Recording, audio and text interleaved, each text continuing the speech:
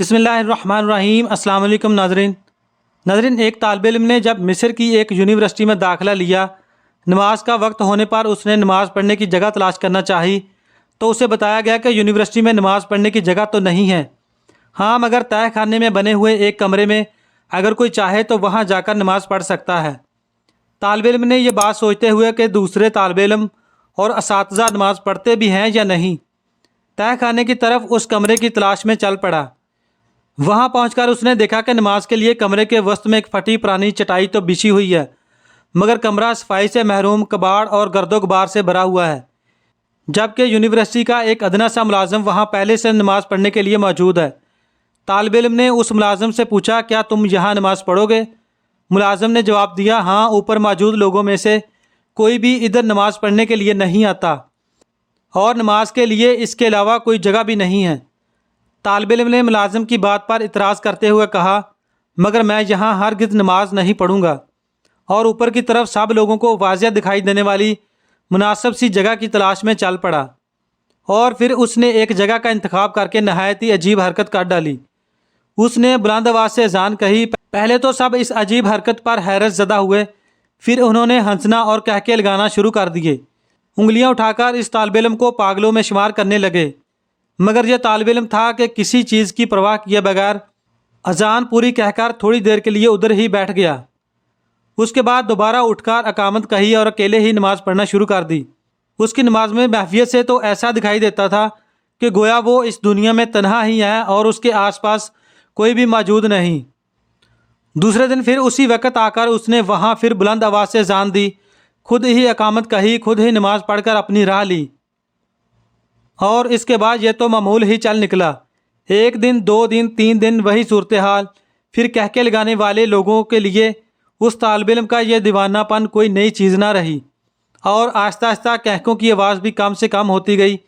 उसके बाद पहली तब्दीली की इब्तदा हुई। नीचे तह खाने में नमाज़ पढ़ने वाले मुलाजिम ने हिम्मत करके बाहर इस जगह पर इस तालिब इल्म की इक्तदा में नमाज़ पढ़ ली।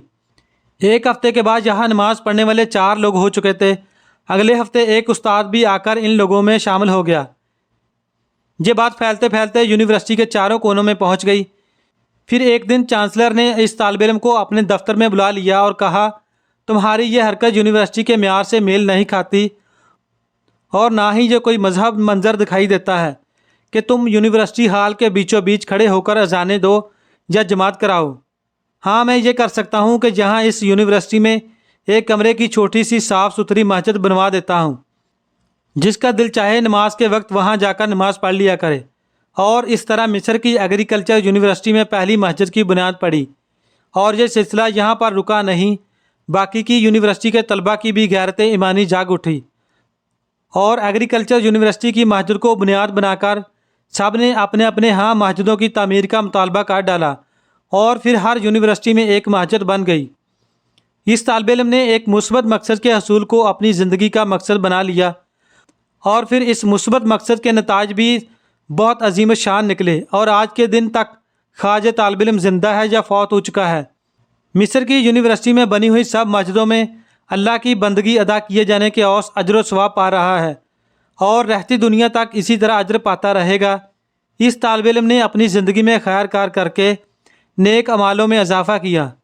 मेरा आपसे ये सवाल है कि हमने अपनी ज़िंदगियों में ऐसा कौन सा इजाफ़ा किया है ताकि हमारा असर व रसूख हमारे गर्दनवा के माहौल पर नज़र आए। हमें चाहिए कि अपने तराफ में नज़र आने वाली गलतियों की इस्लाह करते रहा करें। हक़ व सदक़ कहने और करने में कैसी मरवत और कैसा शर्माना।